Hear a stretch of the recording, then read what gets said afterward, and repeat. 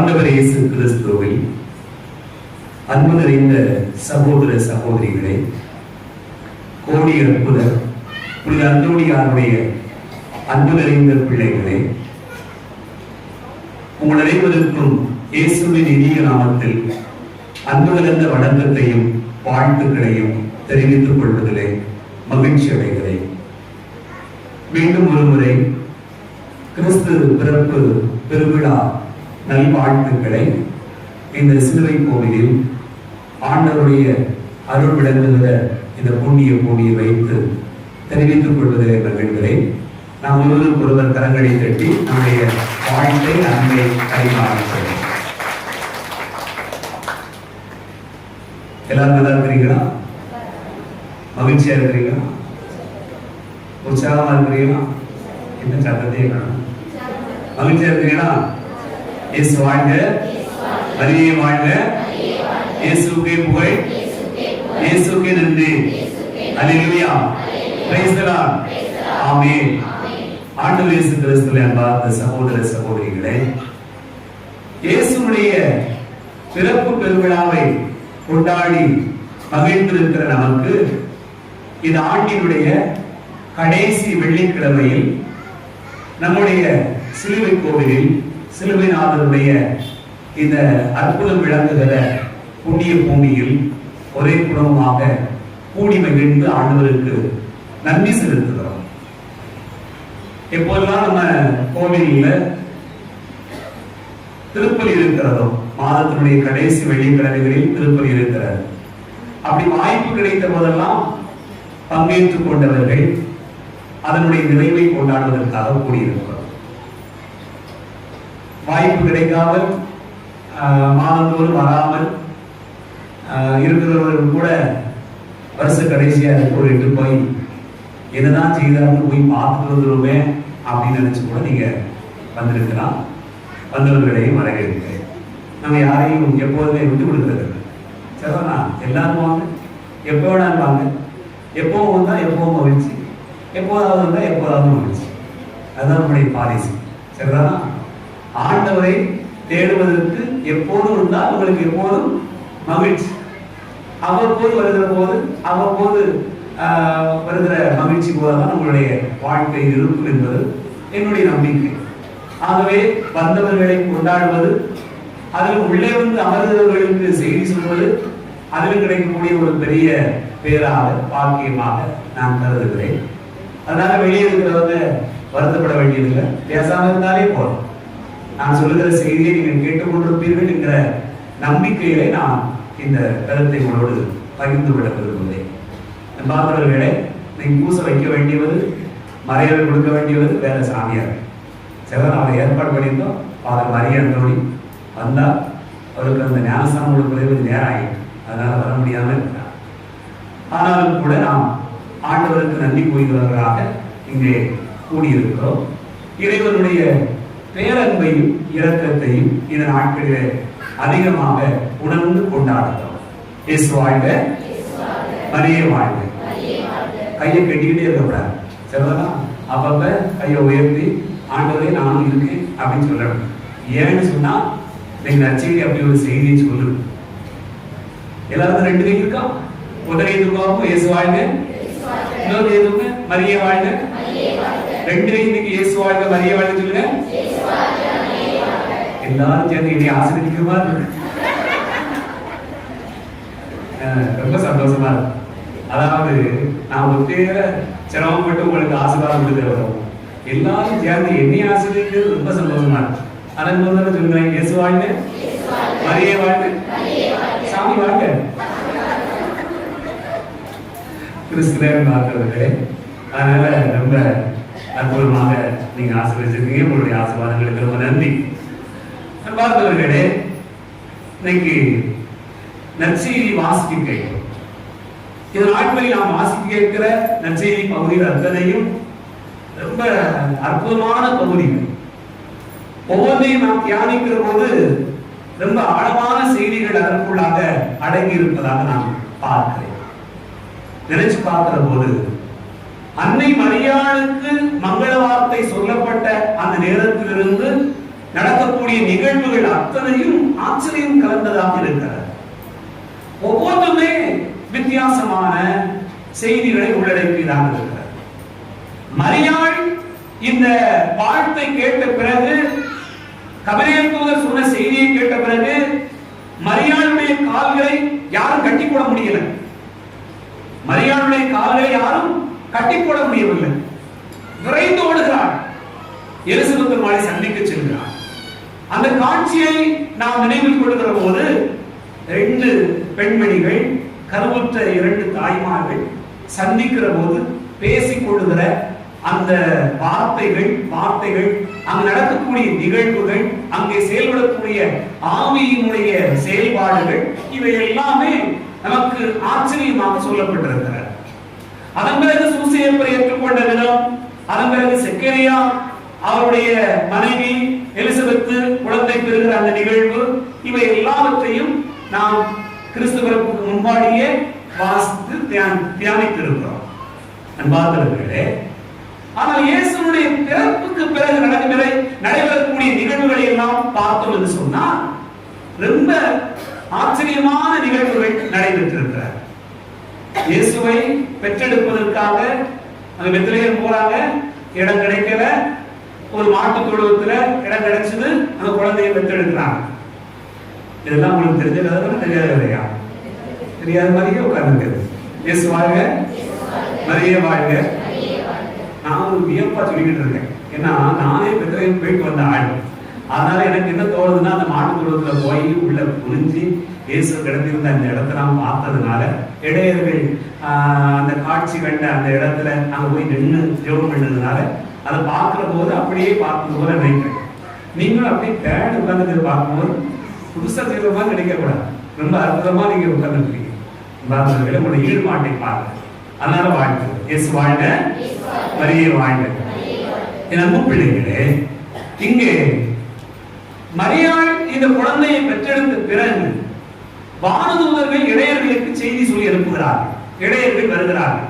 இடையர்கள் இந்த காட்சியை காணுகிறார்கள்.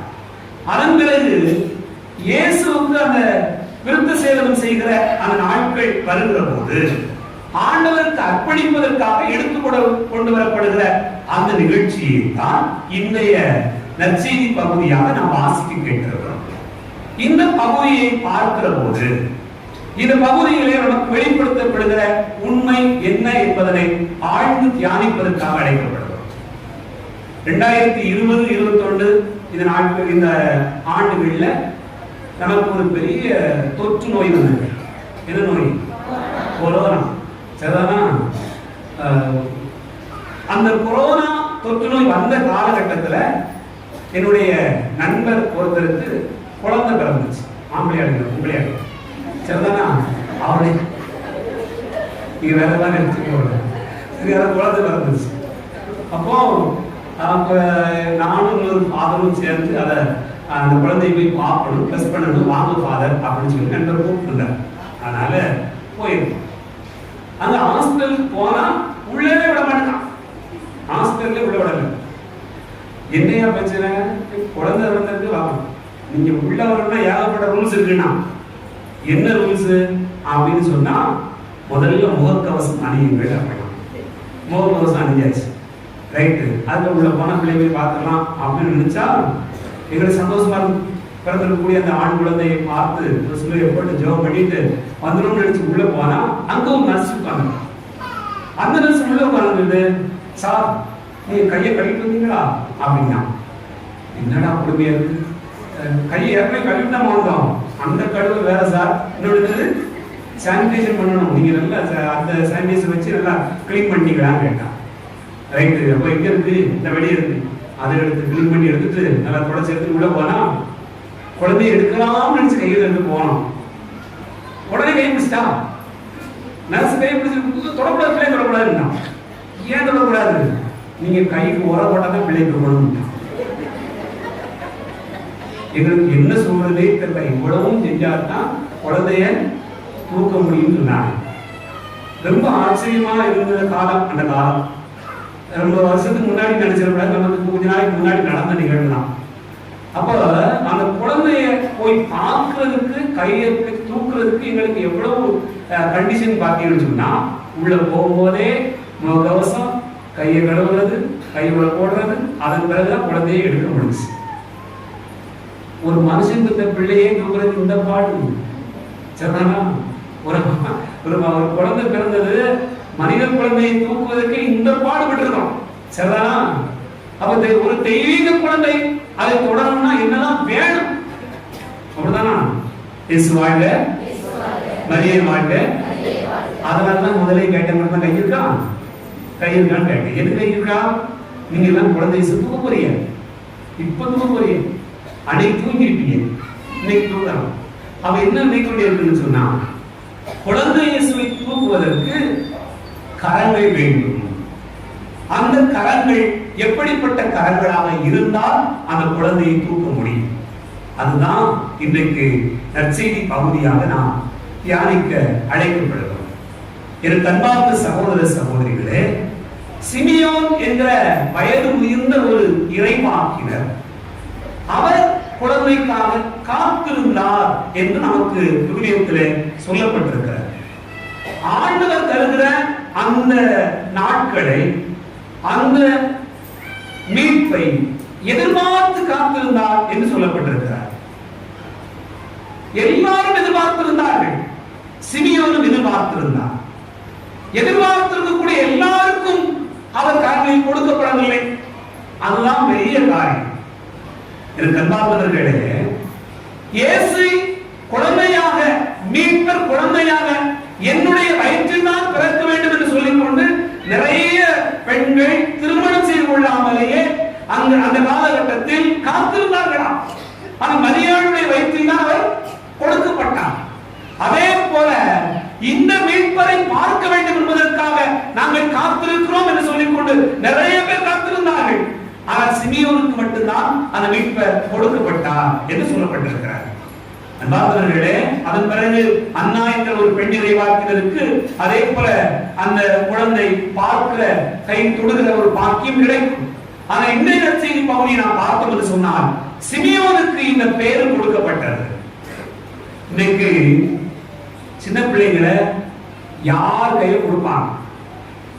நாளா ஏதாவது ஒரு வீட்டுக்கு குழந்தை பிறந்த பிறகு நம்ம போயிருந்தோம்னு சொன்னா, அந்த குழந்தை சாமி கையை பிடிச்சி குழைக்க சிலுவை போடுன்னு சொன்னாங்கன்னா தயவு செய்து வேண்டாம் நம்ம அப்படின்னு. ஏன்? நமக்கு அந்த குழந்தைய தூக்க தெரியாது. அது வந்து கிட்டத்தட்ட மண் மாதிரி, களிமண் மாதிரி, கழுத்தை இப்படி பிடிக்கணும் பாங்க, இந்த மோடி சேர்த்து இப்படி பிடிக்கணும் பாங்க. அப்புறம் நான் மாட்டுக்கு என்ன பிடிக்கணும், கழுத்து இப்படி சாயும். அது நெடி நீ தூக்கிட்டு போன, இந்த மனுஷன் பாய் தூக்கிட்டு போன பிள்ளை ஆன அந்த நேரத்துல அழுது, நான் தூக்கிட்டு போன நேரத்துல இருந்து பிள்ளை ரசிச்சுட்டு இருக்கு, ஓட அழுது என்னன்னு தெரியல. அதனால நிறைய பேர் என்ன செய்வாங்கன்னு சொன்னா, குழந்தை பிறந்த உடனே குழந்தைய மற்றவங்க வந்து தொடர்றதுக்கு அதெல்லாம் அனுமதிக்கிறது இல்லை. அதுவும் பெரிய ஆச்சரியம்னு சொன்னா, சில பிள்ளைங்க கொஞ்சம் கொஞ்சம் ஒரு 3 மாசம் 4 மாசம் தலை சுமந்த உடனே அந்த பிள்ளையை தூக்கணும் அப்படின்னு சொன்னா, அந்த பிள்ளை போய் பார்க்கும், வரது யாரு இவன் எவ்வா அப்படின்னு ஒரு பார்வை பார்க்கும். பார்த்த உடனே பயங்கரமா ஆட ஆரம்பிச்சு. நமக்கு ஆச்சரியமா இருக்கும். இந்த முகரைக்கு நான் வரமாட்டேன், மூஞ்சிக்கு உன் கையில நான் வரமாட்டேன்னு இந்த பிள்ளை சொல்லிடும். சில தாய்மார்களுக்கு ரொம்ப தெரியும், அவளா வாரா என் இடத்துல காய் பண்ணா அது சாப்பிட்டு படுத்துருக்கு அப்படின்னு சொல்லிப்பாரு. ஏன்னு சொன்னா, இவன் தூக்கிட்டு போயிட்டு அப்புறம் என் பிள்ளை உடம்பு வலிக்குன்னு சொல்லி பார்வை பார்க்கறது எடுத்துக்கிட்டு போய் இந்த குழந்தைகள்லாம் அனுபவிக்கணுமே.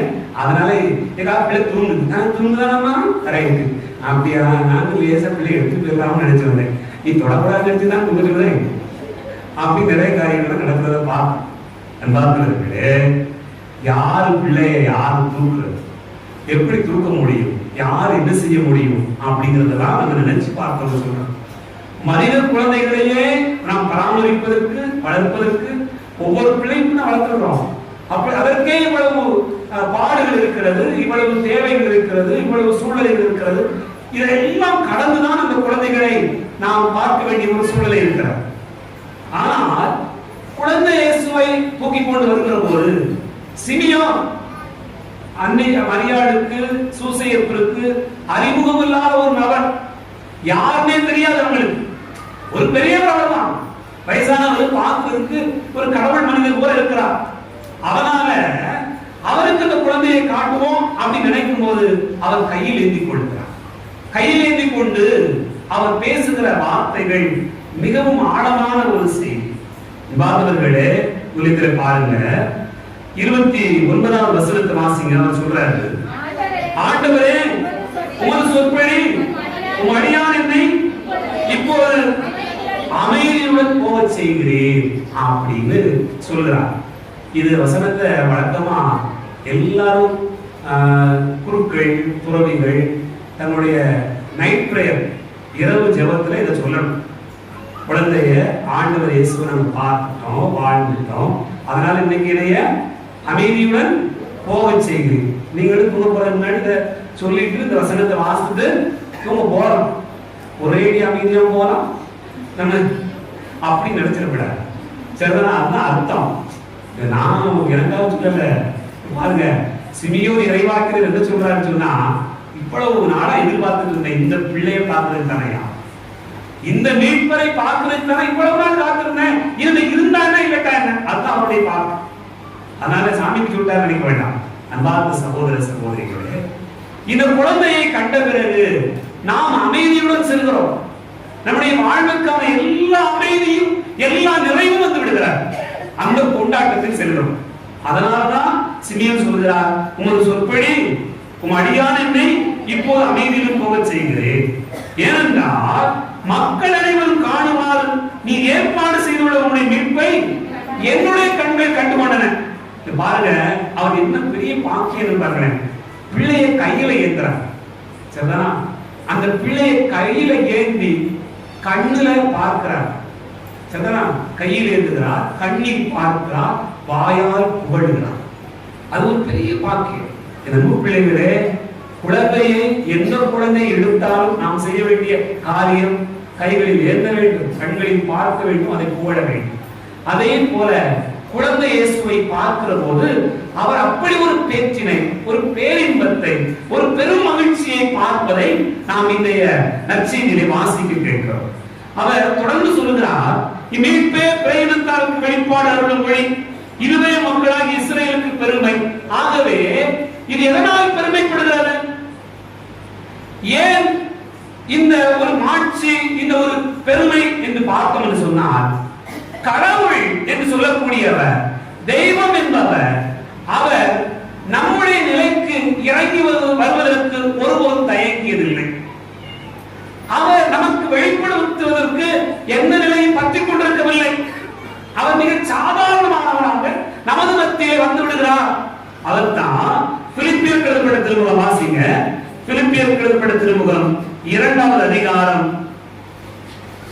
6வது வசனம் நமக்கு சொல்கிறது. வாசிங்க 6-7. பிலிப்பியர் 2:6-7. கடவுள் வடிவில் விளங்கிய அவர் கடவுளுக்கு இடையாயிருக்கும் நிலையை வலிந்து பற்றிக் கொண்டிருக்க வேண்டியது ஒன்றாக கருதவில்லை. ஆனால் தம்மையை வெறுமையாக்கி அடிமை வடிவையேற்று மனிதனுக்கு ஒப்பானார். மனித உருவில் ஒன்றி சாவை ஏற்கும் அளவுக்கு, அதுவும் சிலுவை சாவை ஏற்கும் அளவுக்கு தம்மையை கீழ்ப்படிந்து தாழ்த்தி கொண்டார் அப்படின்னு சொல்லப்பட்டிருக்கிறார். அப்படின்னு சொன்னா, அன்பார்ந்தவர்களே, கடவுள் என்பவர் உயரங்களில் இருப்பவர் அல்ல, தாழ்நிலையில் வாழுகிற மனிதரை போலவே அவர் மண்ணுருவம் எடுத்தார், மனிதரின் கரங்களில் வந்தார். அந்த கரங்களில் வந்தவர் தான் சிலுவையில் இருக்கிறார். பாருங்க, சிலுவையில் இருக்கக்கூடியவர்களை கொண்டாடக்கூடாது அப்படிங்கிறது இல்ல. சிலுவையில் இருக்கிறவர் குழந்தை இயேசுதான். அவர் குழந்தையாக இருந்துதான் வந்தார், அந்த நிலைக்கு தான் போனார். ஆகவே சிலுவையை ஏற்றினாலும் குழந்தை ஏற்றினாலும் ஒன்றுதான், சிலுவையை அணிந்தாலும் குழந்தையை அணிந்தாலும் ஒன்றுதான். அதை நம்ம புரியணும். நமக்கு அது தெரிந்தது என்று சொன்னா இந்த மீட்பின் செய்தி நமக்கு புலப்படுகிறது. அப்படின்னு சொன்னா இந்த சிமியோன் இந்த குழந்தையை கையில் ஏந்துவதற்கான பேரு என்ன? மனித குழந்தையை கையில் ஏந்துவதற்கு யாரிடம் கொடுக்க வேண்டும், யாரிடம் கொடுக்க கூடாது, எந்த காலகட்டத்தில் எப்படி போக வேண்டும், எப்படி போகக்கூடாது, இதெல்லாம் நமக்கு தெரிகிறது. அன்பு பிள்ளைகளே, ஆனால் ஒரு தெய்வீக குழந்தையை பெற வேண்டும் என்று சொன்னால், அந்த குழந்தையை கரங்களில் ஏந்த வேண்டும் என்று சொன்னால் உங்களுக்கு இருக்க வேண்டிய குவாலிபிகேஷன்ஸ் என்ன? என்ன தகுதி என்னெல்லாம் இருந்தா நீங்க வந்து இந்த குழந்தை கையில் ஏந்த முடியும்? இறைவாக்கு ரொம்ப தெளிவாக சொல்கிறது. வாசியுங்கள் 25ஆம் வசனம், லூக்கா 2:25. எருசலேமில் சிமியோன் ஒருவர் இருந்தார். அவர் என்னதான் இருந்தாரு? அவர் நேர்மையானவர், இறைப்பற்று கொண்டவர், இஸ்ரவேலுக்கு வாக்களிக்கப்பட்ட ஆறுதலை எதிர்பார்த்திருந்தார், தூயாவியை பெற்றிருந்தார். எவ்வளவு வேணுமா? 4 குவாலிஃபிகேஷன் இருக்கணும். இந்த 4 இருந்தா நீங்க யாரை போடலாம்? தயாராகிட்டீங்களோ? நான் தான் தயாராகி, சாப்பாடு ரெடியா இருக்கு. சிலுவையில் ஆரோக்கியம் என்னாச்சு, என்ன செஞ்சிருக்காருன்னா உங்களுக்கு சிக்கன் குழம்போட கூடிய சாப்பாடு ஏற்பாடு பண்ணியிருக்காரு. இப்பவே ஒரு மனம் மணக்கத்தான் செய்யும். சரிதானா? எனக்கே 30 வரைக்கும் போது உங்களுக்கு சும்மா காலத்தில் எப்படி இருக்கும்? சரிதானா? அப்போ நீங்க யோசிச்சு பாருங்களேன்.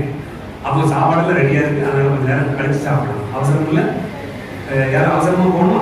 எங்கேயும் போட்டிருக்கா? அவசரமா ஏதாவது போகணும்னா சொல்லிதான் கொஞ்ச நேரம் பாருங்க. இப்ப பாருங்களேன் நண்பார்ந்த சகோதர சகோதரிகளே, இந்த குழந்தையை தொட வேண்டும் என்றால் உங்களுக்கு 4 குணங்கள், 4 பண்புகள் உங்களுக்கு வேண்டும். என்ன பண்பெல்லாம்? நேர்மையானவர், இறைப்பற்று கொண்டவர், இஸ்ரவேலுக்கு வாக்களிக்கப்பட்ட ஆறுதலை எதிர்பார்த்திருந்தவர், தூய ஆவியை பெற்றிருந்தவர். நீங்க நெஞ்சில கையிங்க, நெஞ்சில கையிங்க, நெஞ்சிங்க இடது மரியா வைங்கக்கா. நான் கூட உங்க வீட்டுக்காரங்க இதயத்தை கொடுத்து வந்துட்டு நினைச்சேன். அங்கதான் இருக்கா? அங்க இருக்கா? ஐயோ இந்த குழந்தையா சாமி நெஞ்சில கையிங்க. இப்ப பாருங்க, நீங்கள் நேர்மையானவரா? நான் கேட்கிறேன், நீங்கள் இறைப்பற்று கொண்டவரா? என்ன கையை எடுத்துட்டியா? கை வைக்க. ஆமா பாப்பா கை, அவன் பாப்பா இதயங்க போகுது. 4 எலும்பு நல்ல எலும்பு தான். இப்ப பாருங்க, கேட்கறது சொல்லுங்க. பாருங்களேன் என்னதான் இருக்கு, என்னதான் இருப்பா? நேர்மையானவர் இருக்கிறதா? இறைப்பற்று இருக்கிறதா? அப்புறம் இறை வாக்களிக்கப்பட்ட ஆறுதல் எதிர்பார்த்திருக்கீங்களா? கடைசியானதுக்கு தூயாவின். இந்த 4 இருந்ததுன்னு சொன்னா நீங்க யாரா இருப்பீங்க? குழந்தை இயேசுவை கையில் ஏந்துகிற பெரும்பாக்கியம் பெற்றவர்கள். நீங்க தான் சிமியோன், நீங்க தான் அண்ணா. அண்ணா என்ன செய்தாரா? அல்லும் பகலும் ஆண்டவருடைய ஆலயத்தில் தங்கியிருந்தே இந்த வீட்டை காத்து கொண்டிருந்தார். இவராது வீட்டுக்கு போயிட்டாரு. வீட்டுக்கு போன இடத்துல தூயாவி வெளிப்படுத்தி கோயிலுக்கு வந்தார். ஆனா அண்ணா எப்படிப்பட்டவரா இருந்தாரா? அல்லும் பகல் வயசாயிட்டு, 84 வயசாயிட்டு, எங்க போக? ஊரெல்லாம் புரணி பேசப்படாது. சரிதானா? வயசாயிட்டுனாலே நிறைய பேர் கம்மி இருக்கும். அப்படியே திருவாயா நீயா, நீ அங்க போனியா அப்படி பேச சில பாட்டிமார் இருக்காங்க. ஏப்ப என்னப்ப ஏப்பதான் ஏப்ப நீங்க ஆரம்பிக்கும் போது சிக்கல் வந்து பாருங்க. ஆனா இங்க என்ன நடக்குது பாருங்க. இந்த அண்ணா அல்லும் பகலும் ஆண்டவருடைய ஆலயத்தில் தங்கி இருந்தார். ஆண்டவர் வாக்களித்திருக்கக்கூடிய அந்த ஆறுதலை அவர் காத்திருந்தால் சொல்லப்பட்டிருக்கிறார். அப்படின்னு சொன்னா குழந்தை இயேசுவை கரங்களில் ஏந்துவதற்கான 4 குணங்கள் இவைதான். நமக்கு நாம் நேர்மையானவர்களா, இறைப்பற்று கொண்டவர்களா, ஆண்டவர் ஆறுதலை எதிர்பார்த்துக்கிட்டே இருக்கிறவங்களா, தூய ஆவியை உடையவர்களா? அன்பார்ந்தவர்களே, விவிலியத்தில் இவை எல்லாவற்றையும் கொண்டிருந்த பல மனிதர்களை பார்க்க முடிகிறது. நீ பாருங்க, நாம் விவிலியத்தில் பார்க்கக்கூடிய தொடக்க நூலில் நோவாவை குறித்து ஒரு செய்தி வாசிக்கப்படுகிறது. நோவா புத்தகம், தொடக்க நூல் புத்தகம் 6ஆம் அதிகாரம் 9ஆவது வசனம். நோவாவின் வழிமரபினர்களே, தம் காலத்தவர்கள் நோவா நேர்மையானவராகவும் குற்றமற்றவராகவும் அப்படின்னு கடவுளோடு நடந்தார். பாருங்க, இந்த 3 குணம் எவ்வளவுப்பட்ட குணம். சிமியோனுக்கு இருந்த குணமும் இருக்கா இல்லையா? சிமியோனிடத்தில் என்ன குணமெல்லாம் இருந்ததோ அதெல்லாம் நோவாட்ட இருந்தது. அப்போ நோவாவுக்கு என்ன வெளிப்படுத்தப்படுகிறது? வெள்ளம் வரப்போகுது, எச்சரிக்கை அப்படின்னு சொல்லப்படுகிறது. அன்னைக்கு வானிலை எல்லாம் அறிக்கை எல்லாம் சொல்றதுக்கு இல்ல. இன்னைக்கு வானிலை அறிக்கை சொன்னாங்கன்னு சொன்னா மழையே பெய்யாது. வானிலை அறிக்கை சொல்லாம இருந்தா ஒரு நாள் நல்ல மழை பெய்யும். மறுநாள் லீவ் விட்டாங்க. அன்னைக்கு லீவ் விட்ட நாள்ல இருந்து பிள்ளைகள் தான் கொண்டாட்டமா இருக்கு, நமக்கு தான் பெருந்து கொண்டாட்டமா இருக்கு. ஏன் நான் வீட்டுல உட்கார்ந்து பாருங்க. அன்பார்ந்தவர்களே, நோவா என்ன செய்யறார் என்று சொன்னா, ஆண்டவர் கொடுக்கக்கூடிய அந்த வெளிப்பாடு, வெள்ளம் வரும், நீ கப்பலை கட்டு, இந்த கட்டாந்தரை தான், ஆனாலும் நீ கட்டு. இதை யார் செய்ய முடியும்? ஊர்ல இருக்கிறவன் மத்தவன் பார்க்கிறவன் என்ன செய்வான்? ஏன் இவனுக்கு பைத்தியம் முடிச்சுச்சா, இப்படி யாராவது செய்வாங்களா, இந்த வேலையை செய்வாங்களா அப்படிலாம் கேட்டுட்டு இருப்பாங்க. ஆனா நோவா என்ன செய்யறாருன்னு சொன்னார், இது ஆண்டவர் கொடுத்திருக்கக்கூடிய கட்டளை என்று அவருக்கு தெரிந்திருந்தது. அதனாலதான் நேர்மையான உள்ளம் இருந்ததால், ஆண்டவரால் அவர் நடந்ததினால், ஆவியானவர் அவருக்கு வெளிப்படுத்தியிருந்த காரணத்தினால் வருவதற்கு முன்பாகவே அந்த கப்பலை கட்டினார். நீங்க வருவதற்கு முன்பாகவே கப்பலை கட்டணும் அப்படின்னு நினைச்சா எப்படி இருக்கணும்? நேர்மையானவரா இருக்கணும், இறை பற்று விடவா இருக்கணும், தூயாவியா வழிநடத்தப்பட்டவரா இருக்கணும், ஆண்டவரோடு நடக்கிறவரா இருக்கணும். அப்படின்னு சொன்னா நாளைக்கு வர்றது என்னன்னு தெரிஞ்சுட்டு இன்னைக்கு நீங்க எச்சரிக்கையா இருக்கீங்க. இது இல்லைன்னு சொன்னா நாளைக்கு வர்றது தெரியாது. அப்புறம் அம்மாடி ஆத்தாடி வயிற்று வாயில வைத்து அடிச்சுட்டு தான் ஒண்ணு செய்யாது. பாருங்க, நிறைய பேருக்கு அப்படித்தான் சிக்கல். ஆண்டவரோடு நடப்பதே இல்லை. ஊர்லா எல்லாரோடையும் நடக்கிறாங்க, ஆண்டவரோடு நடப்பது. ஆண்டவரோடு நடந்தா நீங்கள் என்ன செய்ய முடியும்? கப்பல் கட்டுவதற்கான ஆற்றலையும் வலிமையும் ஆண்டவர்களுக்கு தருவார். நடக்கக்கூடிய நிகழ்வுகள், பின்னாடி நடக்கக்கூடிய நிகழ்வுகள் இப்போதே உங்களுக்கு வெளிப்படுத்தப்பட்டு விடும் என்பதைத்தான் ஆண்டவர் நமக்கு சொல்கிறார். எனக்கு அன்பார்ந்த சகோதர சகோதரிகளே, நம்ம நினைச்சு பார்ப்போம். அதே போல விவரத்தில் இன்னொரு கதை மாந்தரை நாம் பார்க்கிற போது யார்? தாவீதை குறித்து சொல்லப்பட்டிருக்கிறார். தாவீதை ஆண்டவர் அருள்பணி செய்வதற்காக சாமுவேலை அனுப்பி வைக்கிறார். சாமுவேல் ஈசாயினுடைய வீட்டுக்கு போய் ஒவ்வொரு பிள்ளையா பார்க்கிறார். எந்த பிள்ளை எந்த பிள்ளை, இந்த பிள்ளை இல்ல, இவன் இல்ல, இவன் இல்லன்னு ஆண்டவர் சொல்லி விடுகிறார். ஏய், உனக்கு பிள்ளை வருதா? இன்னொரு பிள்ளை இருக்கா இல்லையா அப்படின்னு ஈசாயை பார்த்து சாமுவேல் கேட்கிறான். அந்த பிள்ளை இருக்கிறது என்பதையே ஈசாய்க்கே நினைவில்லை. ஏன்னு சொன்னா அவன் ஒரு பொருட்டாவே பார்க்கல. ஆனா ஆண்டவர் அவனைத்தான் தேர்ந்து கொண்டார். விவிலியத்திலே பார்க்கிறோம், அவன் தேர்ந்து கொள்ளப்பட்ட நேரத்திலிருந்து அங்க என்ன சொல்லப்பட்டிருக்கிறது? 1 சாமுவேல் 16வது அதிகாரம் 13வது வசனத்தை வாசிங்க. 1 சாமுவேல் 16வது அதிகாரம் 13வது வசனம். உடனே சாமுவேல் எண்ணெய் நிறைந்த கொம்பை எடுத்து அவன் சகோதரன் முன்னிலையில் அவரை திருப்பலி செய்தார். அன்று முதல் என்ன இருந்துச்சு? ஆண்டவரின் ஆவி. என்ன இருந்துச்சு? ஆண்டவரின் ஆவி யார் மேல்? தாவீதின் மேல் நிறைவாய் இருந்தது. அன்புக்குரிய சகோதர சகோதரிகளே, தாவீதினுடைய வெற்றிகளுக்கெல்லாம் காரணம் என்ன? தாவீது வெல்ல முடியாத அந்த கோலியாத்தை வெல்வதற்கான காரணம் என்ன? ஆண்டவருடைய ஆவி. குழந்தை இயேசுவை கரங்களில் ஏந்துவதற்கான பாக்கியம் சிமியோனுக்கு எப்படி கிடைத்தது?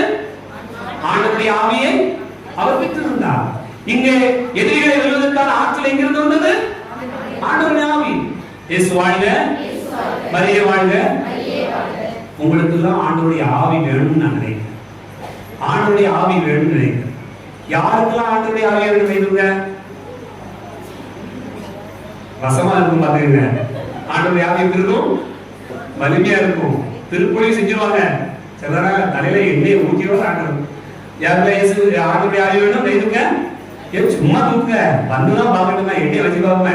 எவ்வளவு நாளைக்கு தான் தேங்காய் வச்சுக்கிட்டு இருப்பிய? ஒரு நாளாவது மாற்றி ஆண்டவருக்கு அந்த அருட்பொழிவின் ஆயில வைங்களே ஒரு நாளாவது வச்சிங்களா? வைக்க மாட்டீங்களா? இயேசு வாழ்க.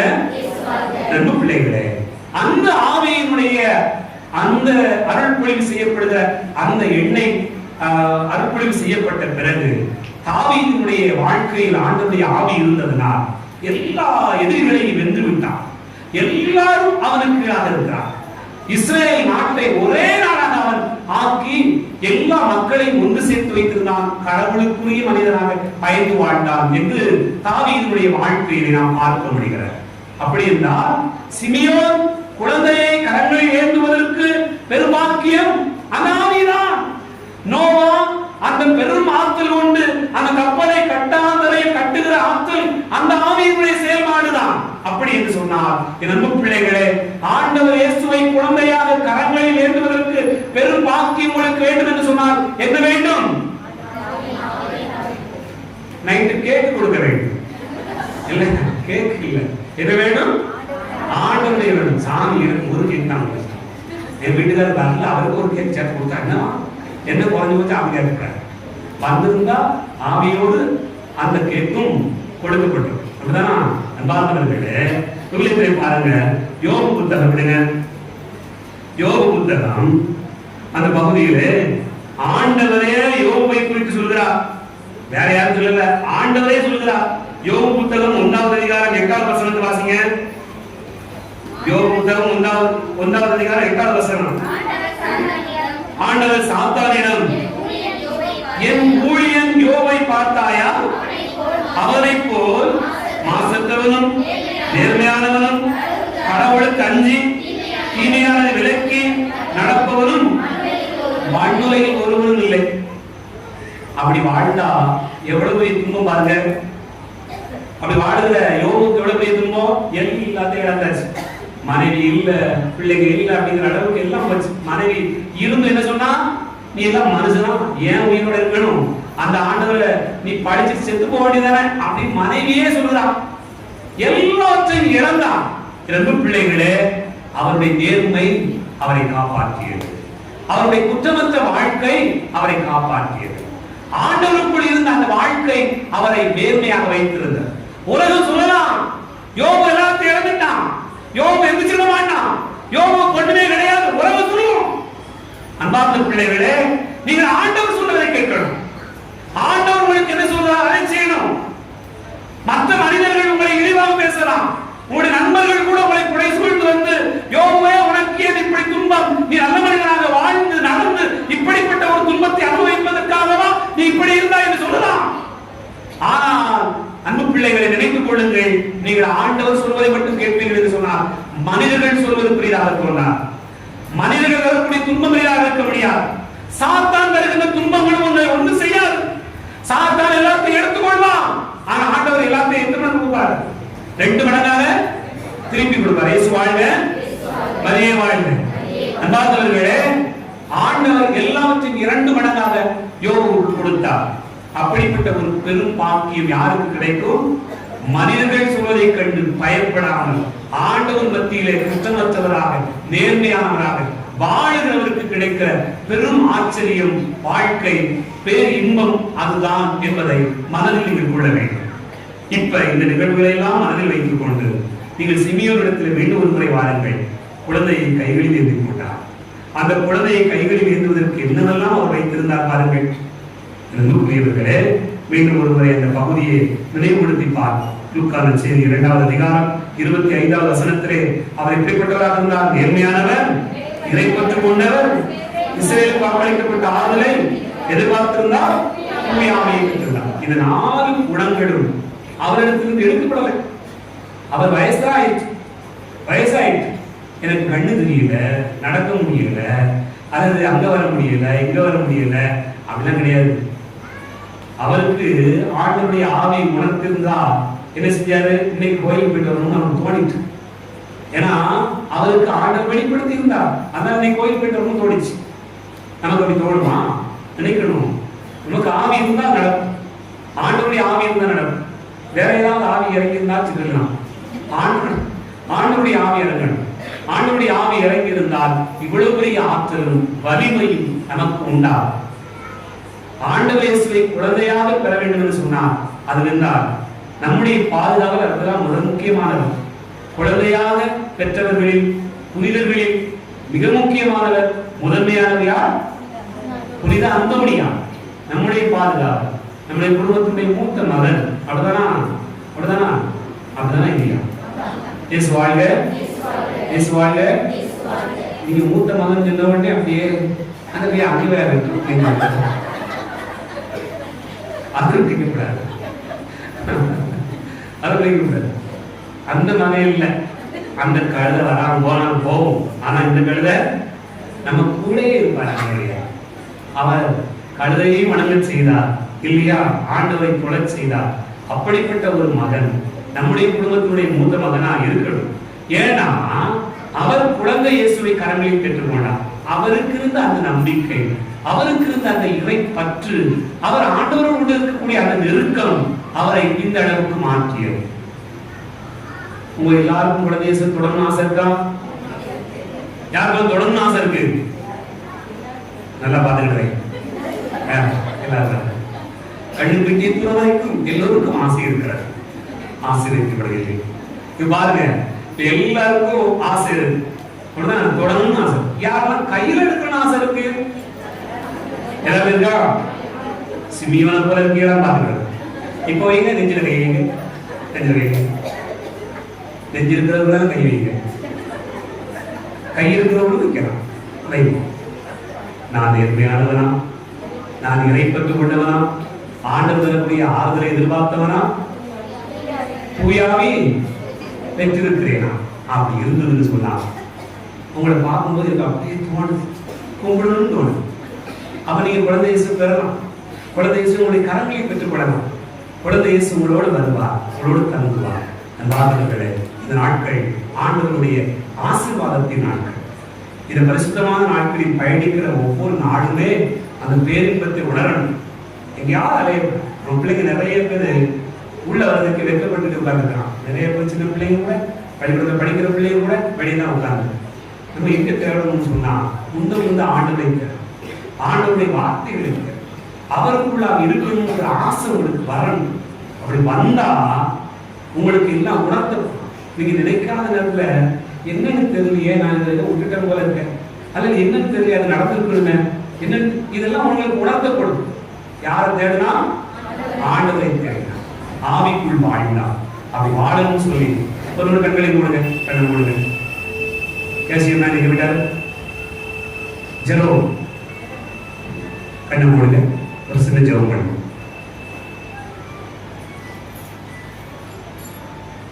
எங்கள் அன்பின் பரலோக பிதாவே, இதோ இந்த இனிய நாளுக்காக நாங்கள் உமக்கு கோடான கோடி நன்றி கூறுகிறோம். ஆண்டவரே, எங்கள் அன்பான தகப்பனே, ஆண்டினுடைய இறுதி வெள்ளிக்கிழமை இதோ எங்கள் எல்லாரையும் ஒரே குடும்பமாக சேர்த்தீரே. குழந்தையாய் எங்களுக்கு தரப்பட்டிருக்கிறார் மகன். எவ்வளவு பெரிய ஆசீர்வாதம் கடவுளே! நீ எங்கள் மீது வைத்த அன்பு எங்கள் கரங்களில் குழந்தையாய் இருக்கிறது. நீ எங்கள் மீது வைத்திருக்கக்கூடிய பாசம், நீ எங்களுக்காக தரக்கூடிய மீட்பு இதோ குழந்தையாய் எங்கள் மத்தியிலே இருக்கிறது. ஆண்டவரை நன்றி கூறுவோம். எங்களை ஆசீர்வதியும், எங்களை வழிநடத்தும். இந்த நாட்களிலே பிள்ளைகள் இன்னும் அதிகமாக உம்மை தேடுவார்களா? எந்த இடத்தில் திருப்பலி நடந்தாலும், ஆண்டவருடைய வார்த்தை பகிர்ந்து கொண்டு விடப்பட்டாலும், இதோ நான் ஆண்டவருடைய பிள்ளை, ஆண்டவர் எனக்கு ஆசீர்வாதம் தருவார்.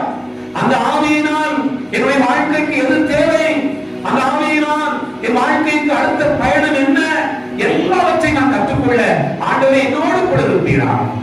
ஒரு ஆவியான எங்களை நிரப்பும். இதோ சிமியோன் வயதானவர், அந்த வயதான காலத்திலும் கூட ஆண்டவரே அவருடைய அன்பு உன்னை தேடி இருந்தது. என்னால் நடக்க முடியவில்லை, என்னால் உடம்பு சரியில்லை, என்னால் இப்படி இருக்கிறது என்று சொல்லிக்கொண்டு ஏதாவது சொல்லிக்கொண்டு நாங்கள் கட்டிலில் இருப்பதை பெருமையாக நினைக்கிறோம். கட்டிலில் படுத்துக் கொண்டு ஆண்டவரே நாங்கள் இந்த தொலைக்காட்சியை பார்ப்பதை, செல்லை பார்ப்பதை, மற்றவர்களிடம் பேசிக் கொண்டிருப்பதை பெருமையாக நினைக்கிறோம். ஆனால் சிமியோனை பார்க்கிற போது முதுமை, நடக்க முடியாத காலம், ஆனாலும் ஆண்டவரை எதிர்பார்த்திருந்தனால் ஆவியானவர் வெளிப்படுத்தினார். அந்த ஆவியை ஆண்டவரே, எங்கள் அன்பான தகப்பனே, இந்த வேளையில் எங்களிடத்திலே ஊற்றுமையா ஒரு பரிசுத்தமான ஆவி எங்களிடத்திலே இருப்பதா, ஒரு வல்லமையான கரம் எங்களோடு கூட இருப்பதா, என் பிள்ளைகள் ஒவ்வொருவருடைய குடும்ப வாழ்க்கையும் ஆசீர்வதிப்பீராக. ஒரு ஆவியினால் அவர்களை வழிநடத்துவீராக. நீ அஞ்சாதே, பயப்படாதே, நீ அறிவித்துக் கொண்டே இரு, நான் உன்னோடு கூட இருப்பேன் என்று சொன்னீரே, அதே ஆவியாரின் பிள்ளைகள் நிரப்பும். ஆண்டவரே, கடன் பிரச்சனைகளை என்ன செய்கிறது, கவலைகளை வளர்த்துகிறது, அடுத்த வேலைக்கு என்ன செய்வோம், பிள்ளைக்கு என்ன செய்வோம், படிப்புக்கு என்ன செய்வோம், திருமண காரியத்திற்கு என்ன செய்வோம், அதற்கு என்ன செய்வோம், இதற்கு என்ன செய்வோம் என்று பல கவலைகள் எங்களை வாட்டி நிற்கிறது. ஆனால் ஆண்டவரே, இந்த வேளையிலே ஒரு அன்பான கரம் எங்களோடு இருப்பாரா? ஆசீர்வதி. ஏதோ மகனை குழந்தையாக தன் கரங்களில் ஏந்திய அந்தோனியாரை போல, எக்குடும்பத்தின் மூத்த மகனை போல நாங்களும் உன் திருமகனை கரங்களில் தாங்கிக் கொள்வதற்கான வாக்கியத்தை தான். அதனால் என் கவலைகள் ஓடும், கண்ணீர் ஓடும், வருத்தங்கள் ஓடிவிடும், பிரச்சனைகள் தீர்ந்துவிடும், எல்லாமே மாறும். எல்லாவற்றையும் மாற்றுகிற வலிமை ஆண்டவரே இந்த நாளில் எங்களுக்கு தருகிறேன். ஒரு வல்லமையாக தருகிறேன். எங்களை நிச்சயிக்கிறோம். எல்லாரையும் ஆசிர்வதி. எல்லாரையும் ஆசீர்வதி. இயேசு வாழ்க, இயேசு வாழ்க சொல்லுங்க. இயேசுவுக்கு நன்றி, இயேசுவுக்கு நன்றி. வாய்கள் சொல்லுங்க. இயேசுவை நன்றி, இயேசுவை நன்றி. எங்களை ஆசீர்வதிப்பதற்காக நன்றி, எங்களை பராமரிப்பதற்காக நன்றி, எங்களோடு கூட பயணிப்பதற்காக நன்றி. ஆண்டவரே, எங்களுடைய வாழ்க்கையில் எல்லாருமாய் இருப்பதற்காக நன்றி. நன்றி இயேசுவே, நன்றி இயேசுவே, நன்றி இயேசுவே. இன்னும் கூட ஆசீர்வதியும், ஆசீர்வதியும், ஆசீர்வதியும். பிள்ளைகளுக்கான கல்வி ஞானத்தை தாரும், படிக்கிற பிள்ளைகளுக்கான ஆசீர்வாதத்தை தாரும், இளையோருக்கான வேலை வாய்ப்பை தாரும், திருமண காரியங்கள் கைகூடி விடுவதற்கான ஆசீர்வாதத்தை தரும். திருமணத்திலே திருமணம் முடிந்த பிறகு குழந்தை பாக்கியத்திற்காக ஏங்கி தவிக்கிற பிள்ளைகளுக்கான குழந்தை பாக்கியத்தை ஆசீர்வாதங்கள் எல்லாமே நிரம்ப கொடுப்பீராக. ஆண்டவரே, நோயற்றக்கூடிய பிள்ளைகளுக்காக சொல்லிக்கிறோம். உடலில் இருக்கக்கூடிய நோய் நொடிகள் அத்தனை நீங்கி பிள்ளைகள் நலமோடு வாழ்வதற்கான ஆசீர்வாதத்தை தாரும். எல்லாரையும் ஆசீர்வதி. ஆண்டவரே, வெளிநாடுகளில் வெளியூர்களில் வேலை செய்கிற பிள்ளைகளை ஆசீர்வதி. பல்வேறு வேலை வாய்ப்புக்காக தேடிக் கொண்டிருக்கக்கூடிய பிள்ளைகளை ஆசீர்வதிப்பீராக. இன்னுமாய் அதிகமாய் ஆசீர்வதி. இயேசுவே, நீரே எங்களுக்கு எல்லாமாய் இருக்கிறார். நான் யாரிடம் போவோம்? மனிதர்களை போய் முட்டி மோதி கேட்பதை விடவும் ஆண்டவர் ஒரு கரங்களிலே நின்று கொண்டு உன்னை பார்த்து ஜெபிக்கிற போது எங்களுக்கு பெற்றுக்கொள்ளும் என்ற நம்பிக்கை இந்த நாளில் இருக்கிறார். ஆசீர்வதி. திருமகன் குழந்தை இயேசு வழியா எங்களுக்கு ஆசீர்வாதத்தை கொடு. ஆண்டவர் இரட்சகமான இயேசுவின் நாமத்தினாலே ஜெபிக்கிறோம். ஜீவனுள்ள நல்ல பிதாவே. இயேசு வாழ்க, மரியே வாழ்க. இயேசுவே புகழ், இயேசுவே நன்றி. Hallelujah. Praise the Lord. Amen.